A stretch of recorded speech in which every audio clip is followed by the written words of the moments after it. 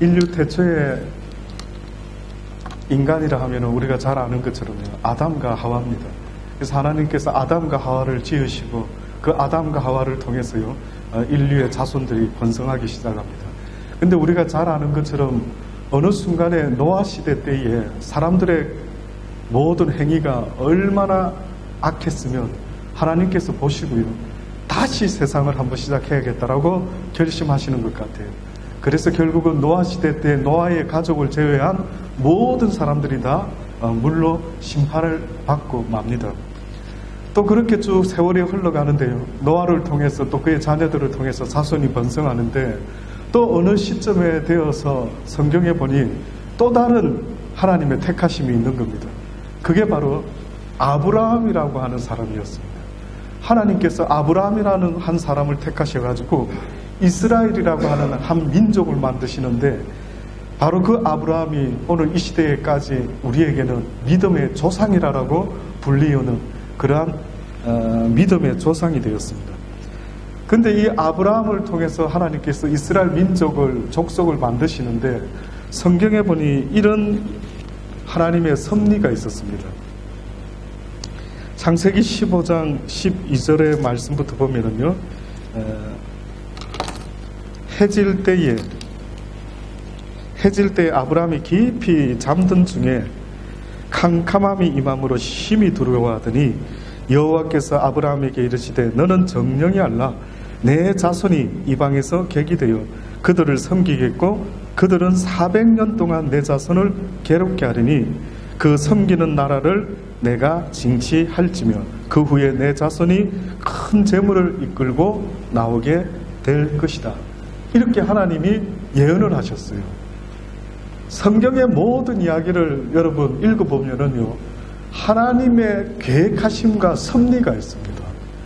그냥 한 부분만 보면은 이해가 안 될 때가 한두 가지가 아니지만 그러나 전체적인 성경을 이렇게 퍼즐을 맞춰 놓고 쳐다보면은요 모든 우리가 원치 않는 사건들도 하나님의 섭리가 계시구나 하는 것을 발견하게 됩니다. 그래서 성경에 뭐라고 말씀하느냐 하면 모든 일들이 너희들은 이해할 수 없을지라도 하나님은 협력하여 무엇을 만들어내신다고요? 선을 만들어내신다. 믿으시는 믿음이 있게 되기를 간절히 주의 이름으로 축원합니다. 이게 하나님의 섭리인 것 같아요. 근데 우리 생각할 때에 아브라함을 통해서 하나님께서 기뻐하는 백성을 만들어내시면 그저 그렇게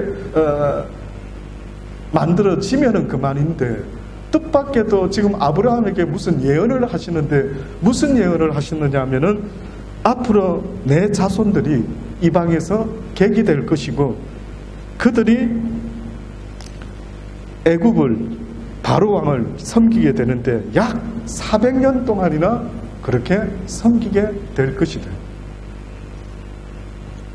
왜 그런지 궁금하시지 않습니까? 우리 같으면은 그냥 처음부터 하나님의 자유로운 백성으로 만들어 놓으셔도 되는데 굳이 종으로 400년 동안이나 바로를 섬기게 그 밑에서 고역하며 살아갈 수 있도록 그렇게 하겠다라고 하나님께서 예언을 하셨던 것입니다. 그러나 언젠가 때가 되면 내가 그들을 불러낼 것이다. 그래서 이제 그 때를 보게 되는 겁니다. 성경에 보면은 그 때가 어느 때인가 봤더니만은요 뜻밖에도 그 때가 고난의 때라고 성경이 말씀하고 있습니다.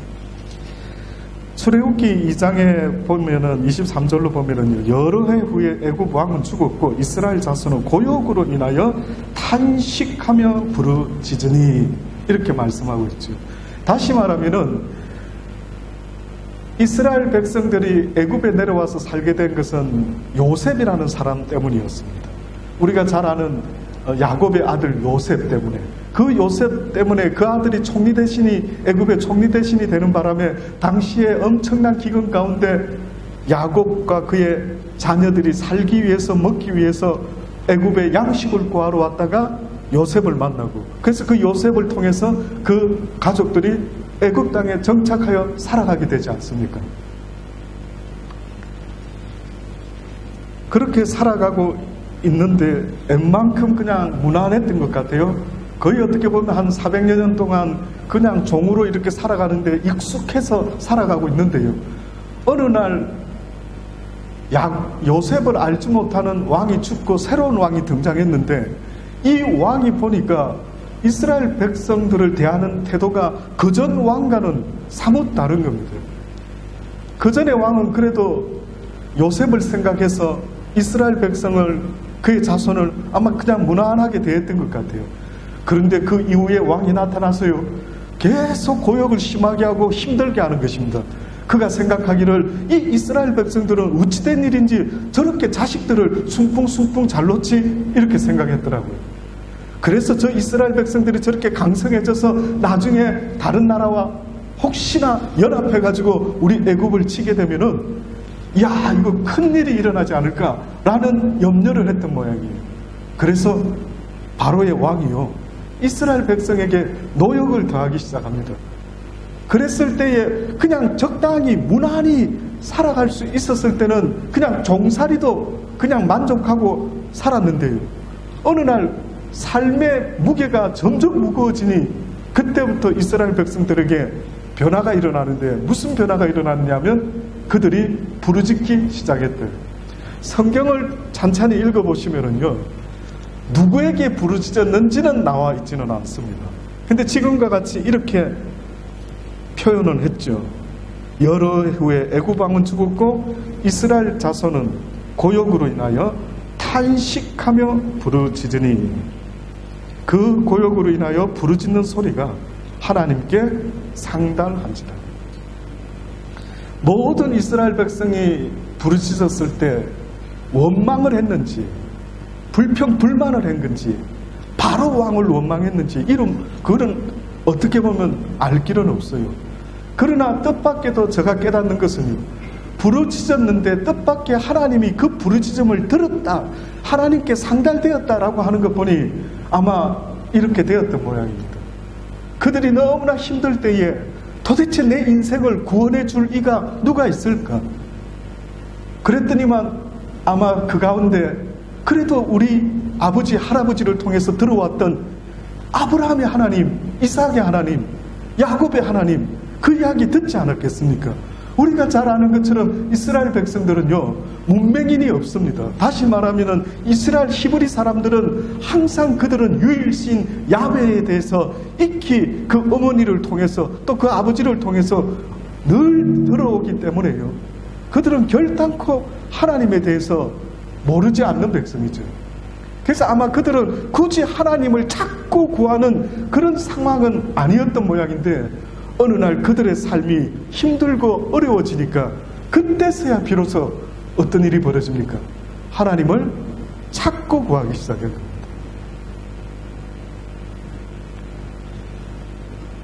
저는 하나님께서 고난이라고 하는 것을 허락하실 때에 아무리 성경에 많은 이야기들이 있지만은요, 그 고난의 메시지는요, 바로 하나님을 찾으라고 하는 메시지라고 믿어 심지 않습니다.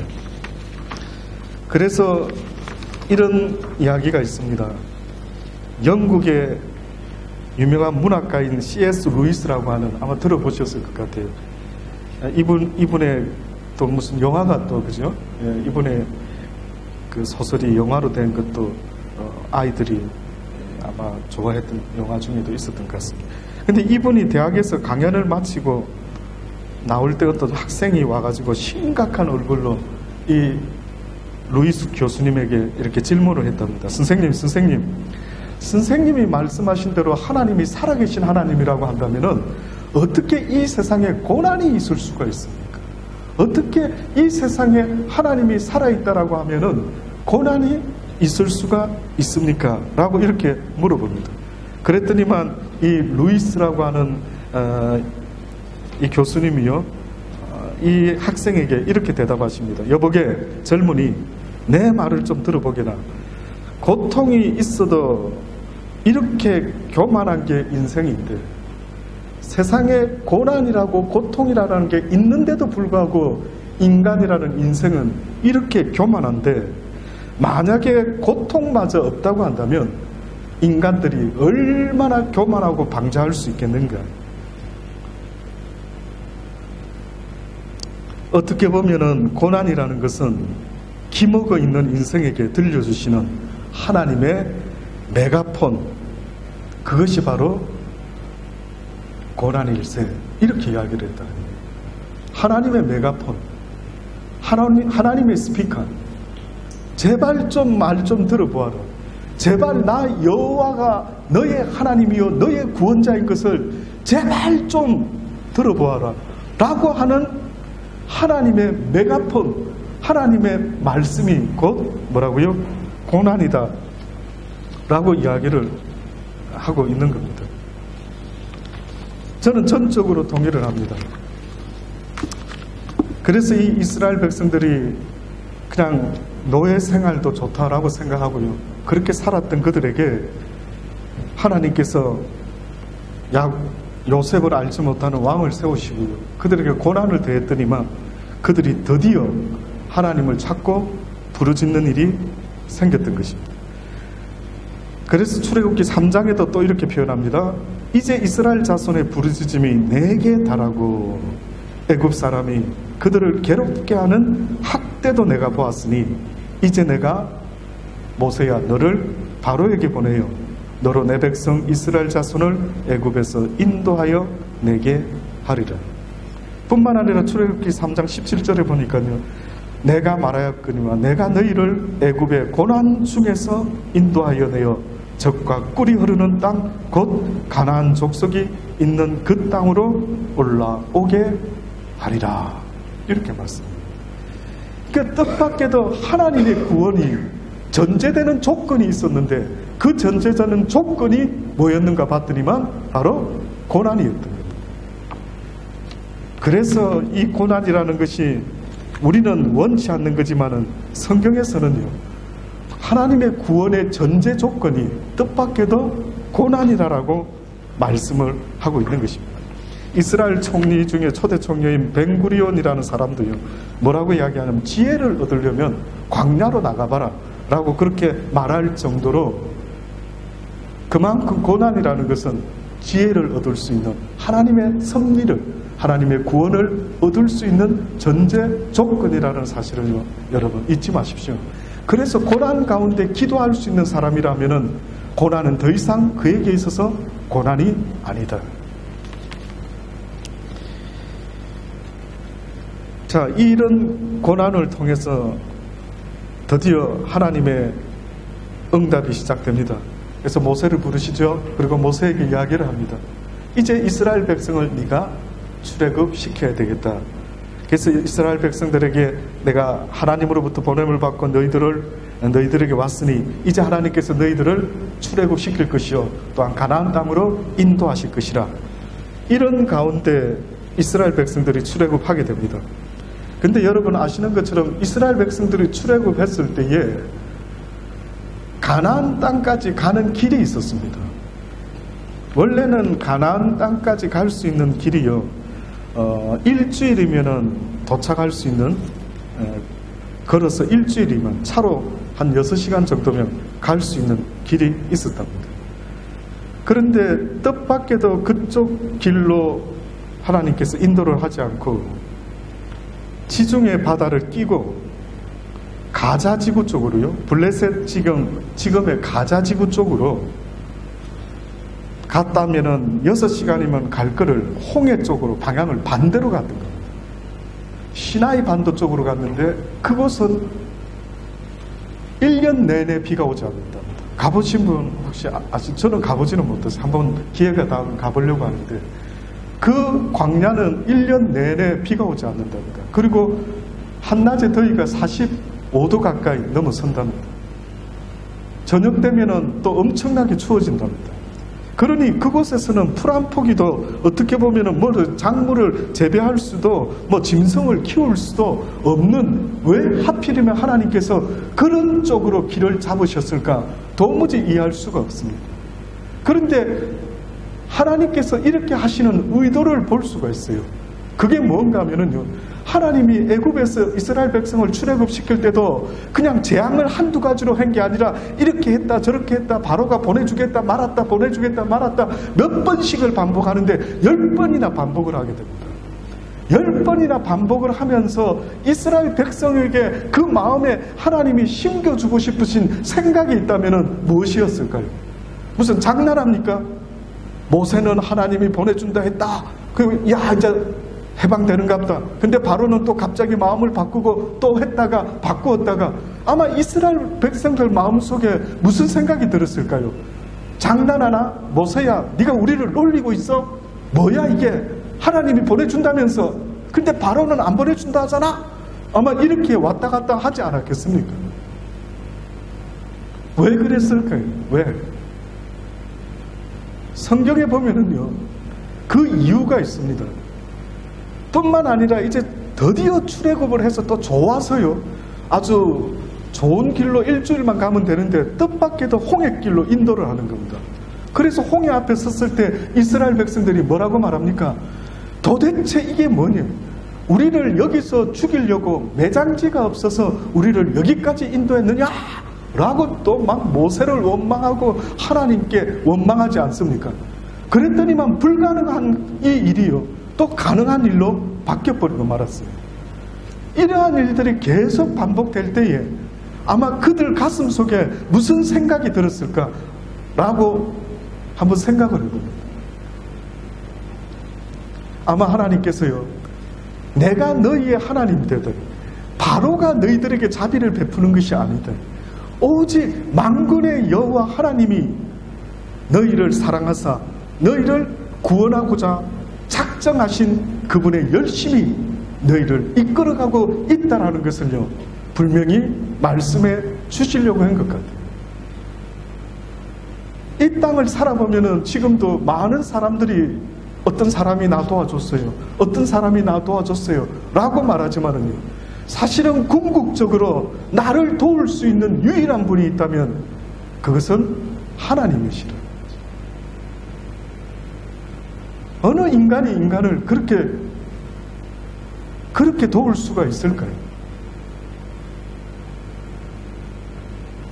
하나님께서 그 어떤 사람을 통해서 도울 때도 있고 또한 때리는 채찍으로 징계하는 도구로 사용하실 때도 있는 것입니다. 그러니 저와 여러분이 살아가면서 믿음의 삶을 산다는 것은 사람에게 포커스를 맞추어서는 안 되는 것입니다. 하나님께 포커스를 맞춰야 됩니다. 왜 지금 나한테 이런 일이 벌어지고 있는지, 그리고 왜 내가 지금 이런 소리를 들어야 되는지, 그 모든 근본적인 원인에 대해서는 하나님께 물어봐야 되는 것입니다. 그래서 하나님, 왜 내가 지금 이 어린아이에게 이런 소리를 들어야 됩니까? 하나님, 내가 왜 이 악한 자에게 이런 소리를 들어야 됩니까? 하나님, 왜 내가 이렇게 조롱하는 소리를 듣고 왜 내가 이런 소리를 들어야 됩니까? 라고 하는 이 모든 궁극적인 원인은요, 사람에게 있는 것이 아니라 누구에게 있어야 된다고요? 하나님께 있어야 된다. 이게 믿음의 길입니다. 그래서 저는 볼 때에 이스라엘 백성들에게 하나님이 애굽에서 그렇게 재앙을 몇 번이고 번복하시면서 보여주셨던 것이 있다면요, 그 이유는 바로 이 모든 것의 주권자는 누구라고요? 하나님이 주관하고 계신다라는 걸 아마 그들에게 보여주고 싶으셨던 것이 아닌가라고 생각이 드는 것입니다. 드디어 그들이 홍해의 기적까지 체험하면서요, 이제 광야로 들어서게 됩니다. 근데 광야에서 있어지는 그들의 상황이요, 녹록지가 않는 것입니다. 예수를 알지 못할 때에 당하는 고난이 있는 것처럼 예수를 믿고 나서도 또한 당하게 되는 고난이 있습니다. 이스라엘 백성들이 애굽의 바로왕을 통해서 고역이 심해지니 계속해서 힘들어서 그 고통 가운데 부르짖었던 그러한 고난이 있었던 것처럼요, 이제는 출애굽을 해서 광야를 걸어가고 있는데 이 광야에서도 또 고난이 시작되는 것입니다. 그런데 이 광야의 고난은 의미가 달랐습니다.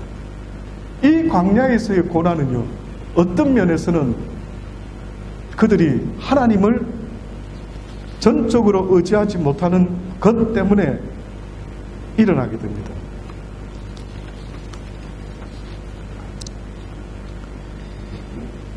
이런 이야기가 있습니다. 민수기 11장에 보면은 이스라엘 백성들이 물론 물이 부족했을는지 뭐가 부족했을는지 모르겠습니다. 그런데 성경은 분명히 무엇이 부족했어가 아니라고 말하죠. 이렇게 말합니다. 민수기 11장 4절로부터 말씀해 보니까요, 이스라엘 중에 섞여 사는 무리가 탐욕을 품음에 이스라엘 자손도 다시 울며 가로되 누가 우리에게 고기를 주어 먹게 할꼬.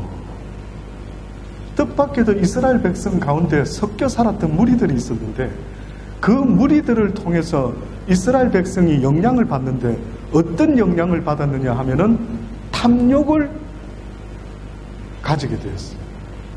감사와 자족의 마음이 아니라 탐심의 마음을 갖기 시작합니다. 그러더니만 그들이 뭐라고 불평불만을 하기 시작하느냐 하면 우리에게 고기를 주어 먹게 하라 라고 이야기합니다. 우리가 애굽에 있을 때는 값없이 생선과 외와 수박과 부추와 파와 마늘들을 먹었는데 어찌하여 이런 맛있는 것들을 먹지 못하고 그저 단순한 것들만 먹으니 나는 도무지 힘들어서 못 살겠다. 근데 이것이 지금 성경에는 탐욕이라고 그렇게 이야기를 써놓았어요. 그래서 하나님께서 이들에게 허락하는 게 있습니다. 그게 바로 만나라고 하는 것입니다. 만나. 성경에 보면은 이 만나를 처음 봤을 때 영어 성경에 보면은요, What is this? 이렇게 표현을 했습니다. 만나를 볼 때 이게 뭐지? 이거 뭐 이렇게 생겼지? 그래서 이스라엘 백성들이 이제 만나를 먹으면서 그들이 광야 생활을 하게 됩니다. 근데 오늘 본문의 말씀해 보니까요, 이들이 광야 생활을 할 때 하나님께서 원하셨던 게 있었습니다. 내가 오늘날 명하는 모든 명령을 너희는 지켜 행하라. 그리하면 너희가 살고 번성하고 여호와께서 너희의 열조에게 맹세하신 땅에 들어가서 그것을 얻게 될 것이라. 이스라엘 백성에게 광야에서부터 말씀하고 계시는 이 명령이 바로 하나님의 명령인데, 뜻밖에도 성경에 보면은요, 만나와 메추라기를 하루분만 거두어라 라고 하는 것이 당시에 하나님의 율법이었다라고 그렇게 말씀해요. 뜻밖에도 그 당시 때는 모세를 통해서 어떠한 율법을 받은 적도 없는 이스라엘 백성들에게 성경이 뭐라고 말하느냐 하면은 이것이 바로 너희의 율법이니 너희가 날마다 하루 분량의 만나와 메추라기를 하나님께서 허락하신대. 그러니 너희는 만나를 주실 때에 하루 분량만 주소라고 그렇게 명령을 내렸어요. 안식일에는 이틀분을 얻으라. 모든 명령을 너희는 지켜 행하라. 그리하면 너희가 살고 번성하고 여호와께서 너희 열조에게 맹세하신 땅에 들어가게 될 것이라. 내 하나님 여호와께서 이 40년 동안에 너로 광야길을 걷게 하신 것을 기억하랍니다. 너를 낮추시며 너를 시험하사 내 마음이 어떠한지 그 명령을 지키는지 아니 지키는지를 알려하셨다. 하나님께서 우리의 교만한 마음들을 낮추기를 원하셔요. 많은 사람들이 지금도 안타까운 것은요, 자기가 교만한지 교만하지 않는지 어떤 기준으로 알 수 있을까요? 어떻게 알죠? 혹시 옆에 교만하게 생기신 분들 있습니까? 어떻게 생기면 교만한데요? 그리고 자기 스스로를 생각할 때 나는 교만하지 않아, 나는 조금 교만한 것 같아. 기준이 뭘 것 같습니까? 간단한 이야기입니다. 남을 나보다 낮게 여기지 못하는 모든 마음은요, 바로 교만한 마음의 시작이 됩니다. 바울 같은 사람이 나는 죄인 중에 괴수다라고 고백했던 것은 실제로 그래서 그런 것이 아니라 그가 하나님 앞에서 겸손한 마음을 가지게 되다 보니까 그도 모르게 겸손한 자의 모습을 우리에게 보이는데, 자기는 다른 사도들보다 우리가 봐도 꽤나 괜찮은 자의 모습인데도 불구하고 나는 그 누구보다도 더 죄인이다라고 그렇게 말을 해요. 그런데 저와 여러분의 모습 속에는 보십시오. 내가 죄인이라고 말하는 사람을 찾기가 쉬운지 모두 다가 자기는 괜찮은 사람인 것처럼 그저 찬스만 있으면은 가늠한 여자를 돌로 던지는 자리에 서서 계속해서 돌을 던지려고 몸부림치는 여러분의 모습을 한번 보십시오. 성경은요, 많은 지식을 가졌다 해서 하나님이 그를 그리스도인이라고 부르지 않습니다. 성경이 그리스도인이라 부르는 것은 비록 하나님을 조금만 안다 할지라도 그 말씀에 순종하는 자를 말하는데, 말씀에 순종할 수 있는 자는 겸손한 자만이 순종할 수 있습니다. 어떤 사람이 그러더라고요. 부자를 엄청 좋아하더라고요. 저도 부자 좋아합니다. 그러나 그 부자가요, 그 재물을 어디에 쓰는지를 볼 때까지는 함부로 그를 부러워하지 말라. 와, 저 사람 돈 많아서 참 좋겠다. 어머, 부럽다. 야, 이렇게 생각할 수 있겠지만은, 그러나 그 부자가 그 돈을 어디에 쓰는가를 보기 전까지는 그렇게 쉽게 말씀하지 말라는 거예요. 믿음도 똑같은 원리입니다. 내가 믿음이 있다라고 말할 때에 실제 있는 자의 모습이 나타나지 않으면은 그것은 바리새인과 율법학자밖에는 될 수가 없는 겁니다. 그런 부류에 있는 자가 저 같은 사람이 부릅니다. 저는 늘 고민하는 게 뭔 줄 아십니까? 내가 아는 만큼 그게 100분의 1이라도 행하는 자가 되는지를. 하나님이 내가 너를 아노라, 이 용어야. 내가 너를 아노라. 누군 줄 아십니까? 하나님의 말씀에 순종한 그 사람을 이야기하는 겁니다. 그렇게 성경을 보시면서 혹시나 이해가 안 되십니까? 성경에서 하나님이 내가 너를 알았노라, 이제야 내가 너를 아노라. 어느 날 하나님의 때에, 심판 때에 많은 자들이 하나님 앞에 설 때에 하나님이 뜻밖에도 어떤 이에 대해서는 나는 너를 도무지 알지 못한다 라고 이야기했어요. 그래서 그 자가 하는 말이 뭐라고 말합니까? 내가 이 땅에 있을 때에 하늘에서 불을 내리고 귀신을 쫓고 권세를 행했고 주의 이름으로 선지자 노릇하면서 길거리에서 복음을 전했건만은 어찌하여 나를 모른다고 하십니까? 라고 했더니 나는 너를 도무지 알지 못한대. 그러면 그들이 뭐가 미스테이크였습니까? 왜 예수님이 바리새인과 서기관들을 쫓아다니면서 어떻게 보면은 이 독사의 새끼들아, 이 외식하는 자들아, 왜 그 말을 한 것 같습니까? 머리로는 알고 있었지만 그들이 말씀에 순종하지를 않았던 것입니다. 그래서 하나님이 이스라엘 백성의 40년 동안에 뭔가를 하시려고 작정을 하셨는데, 그것은 바로요, 애굽에서 400여 년 동안이나 종살이를 했으니 그들 몸에 익숙한 모습은 죄의 종로로 타는 생각과 죄의 종로로 타는 행동과 죄의 종로로 타는 모든 인간관계를 하나님께서 씻어내기를 간절히 원하셨던 것 같습니다.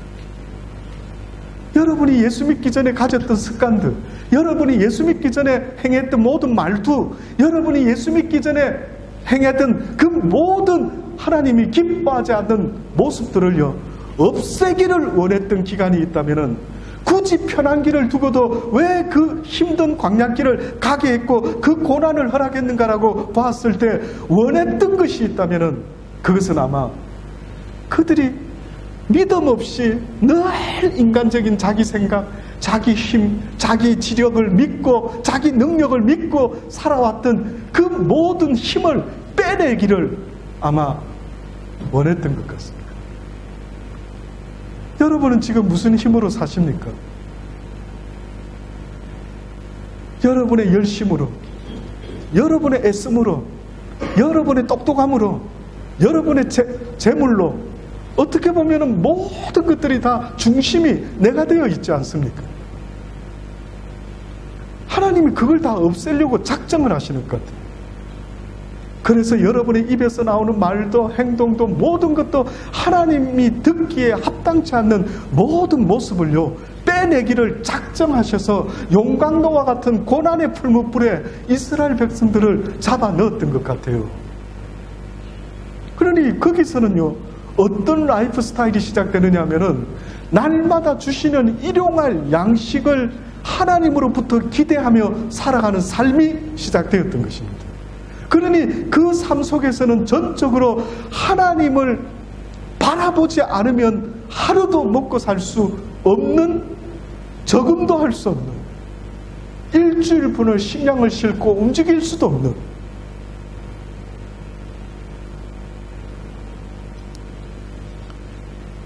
그래서 성경에 보니 첫 번째가 너를 낮추었다라고. 하나님 모르고 살아가는 우리의 마음이요, 하나님 보시기에 교만하다라는 이야기를 말씀하고 있는 것입니다.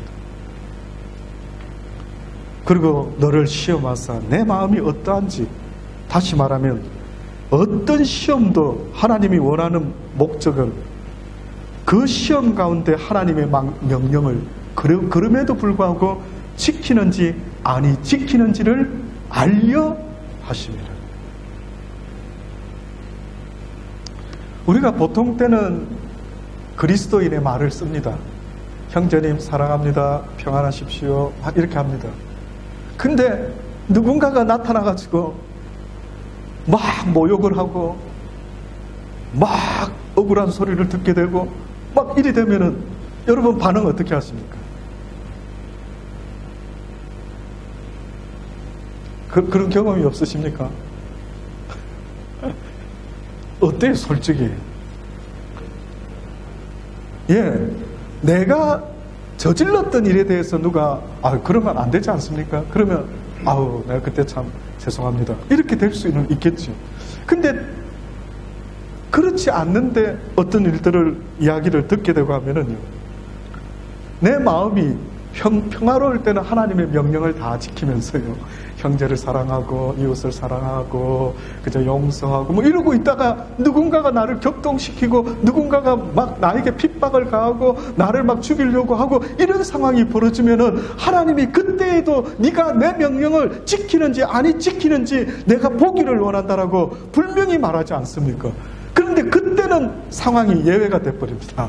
그때는 아버지 잠깐 기다리십시오, 내가 이거 좀 본때를 보여주고요, 그 다음에 다시 한번 정신 차리겠습니다, 뭐 이런 느낌이 드는 거예요.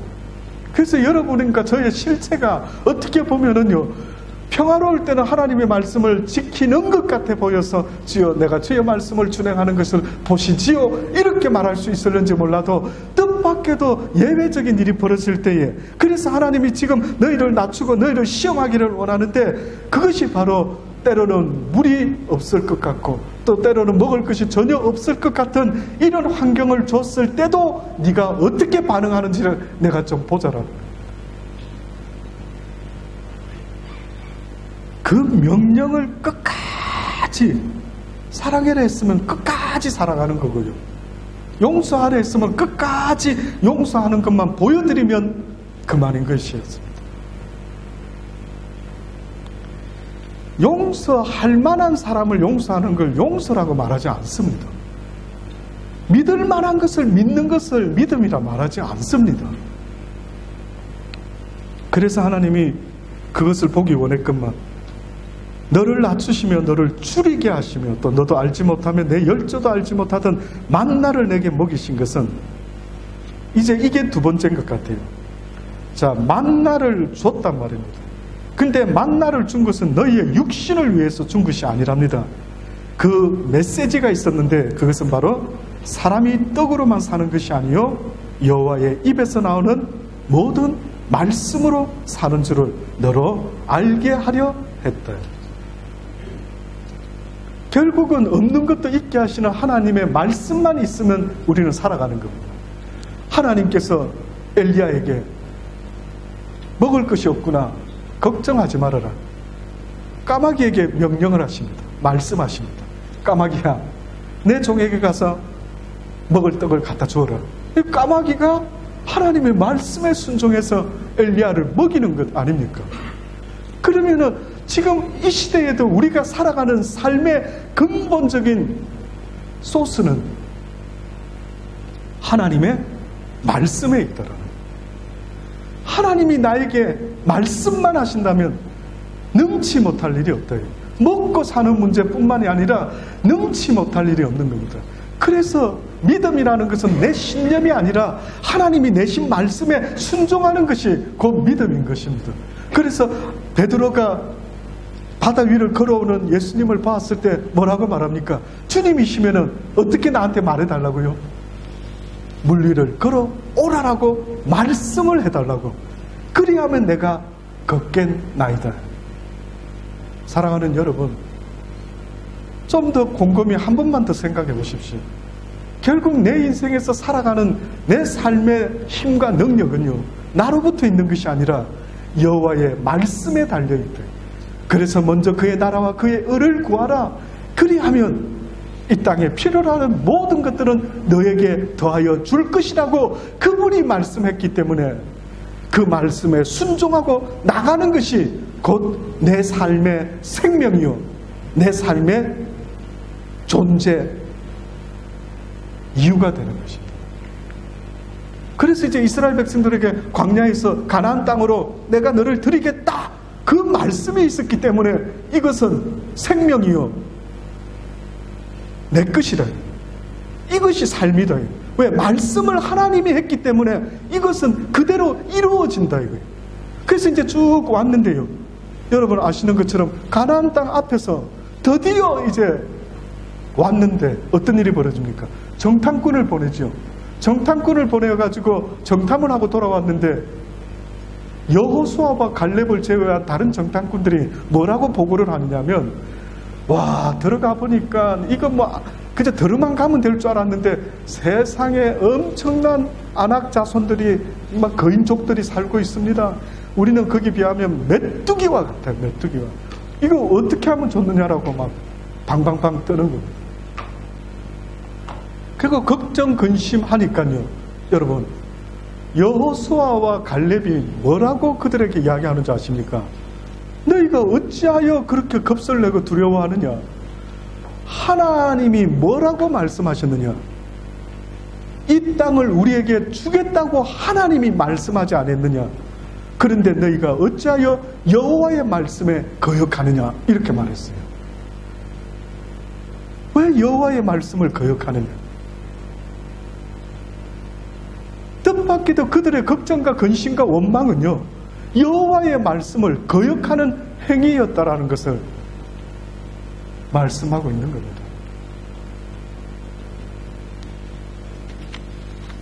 결국은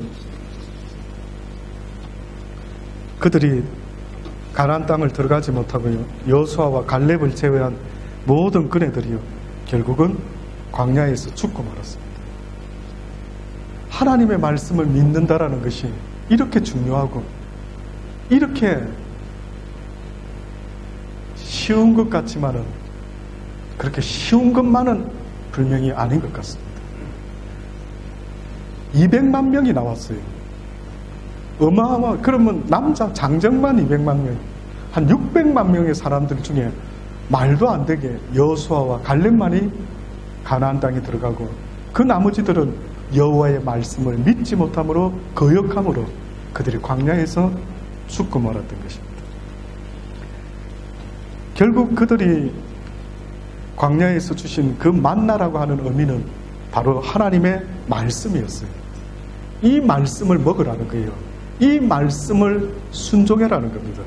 그래서 이걸 하도 이해 못하니까 요한복음 6장에서 예수님이요, 다시 한번 설교를 하십니다. 47절로부터 보면, 진실로 진실로 너희에게 이르노니 믿는 자는 영생을 가졌나니 내가 곧 생명의 떡이로다. 내가 곧 생명의 떡이다. 너희 조상들은 광야에서 만나를 먹었어도 죽었거니와 이는 하늘로서 내려오는 떡이니 사람으로 하여금 먹고 죽지 아니하게 하는 것이다. 그들은 죽었답니다. 그러나 실제 만나의 의미는 너희들로 하여금 먹고 죽지 않게 하는 것이, 나는 하늘로서 내려온 산떡이니 사람이 이 떡을 먹으면 영생하리라. 나의 줄 떡은 곧 세상의 생명을 위한 내 살이로다. 이랬더니만 유대인들이요, 서로 다투며 가로되 이 사람이 어찌 능히 제 살을 우리에게 주어 먹게 하겠느냐? 무슨 설교하는지 이해가 안 되는 겁니다. 도무지 비상식적인 이야기입니다. 아마 여러분도 그 시대에 있었으면요, 예수님의 이런 설교를 들었으면 어떻게 반응했을 것 같습니다. 저거 미쳤는갑다. 어떻게 자기 살을 주어서 먹게 한다라고 저런 무모한 표현을, 비유를 쓰고 있지? 저 정신이 제 정신이 아니구나. 그래서 어찌 능히 제 살을 우리에게 줘 먹게 하느냐 라고 했더니 예수님이 또 말씀합니다. 진실로 진실로 너희에게 이르노니 인자의 살을 먹지 아니하고 인자의 피를 마시지 아니하면 너희 속에 생명이 없느니라. 내 살을 먹고 내 피를 마시는 자는 영생을 가졌고 마지막 날에 내가 그를 다시 살리리라. 내 살은 참된 양식이요 내 피는 참된 음료라. 내 살을 먹고 내 피를 마시는 자는 내 안에 거하고 나도 그 안에 거하니 살아계신 아버지께서 나를 보내심에 내가 아버지로 인하여 사는 것 같이 나를 먹는 그 사람도 나를 인하여 살리라. 이것은 하늘로서 내려온 떡이니 조상들이 먹고도 죽은 그것과 같이 아니하여 이 떡을 먹는 자는 영원히 살리라. 살리는 것은 영이니 육은 무익하니라. 내가 너희에게 이런 말이 영이요 생명이라. 이렇게 말씀합니다. 이 설교를 듣고 나서 예수님을 따르던 제자들이 다 떠나고 말았습니다. 그때 12제자에게 예수님이 이렇게 또 한 번 덧붙여 말씀하죠. 너희들도 떠나려느냐? 너희들도 이 말이 무슨 말인지 도무지 이해가 안 되느냐? 그래서 떠나겠느냐? 라고 했을 때 뭐라고 이야기합니까? 베드로가 주여 생명의 말씀, 영생의 말씀이 여기 있는데 내가 어디로 가리까? 사랑하는 여러분, 우리가 살아가는 것이 많은 사람이 지금도 열심히 노력하고 애쓰고 돈 벌어서 내가 먹고 살아가는 것이라고 생각하고 있지만은요, 뜻밖에도 하나님은 너의 힘과 능으로 사는 것이 아니요, 네가 내 말을 순종하려고 할 때 너는 살아갈 수가 있다. 내 말은 곧 법이요, 내 말은 곧 능력이요, 내 말은 없는 것에서 만나를 만들어내며 메추라기를 모아서 너희들에게 붙여줄 수 있는 그러한 능력의 말이니 너희가 내 말에 순종하는 것이 곧 너희가 사는 길이라는 것을 잊지 말아라. 사랑하는 여러분, 여호와의 말씀에 목숨 걸 수 있는 저와 여러분 되기를 주의 이름으로 축원합니다. 기도하십시다.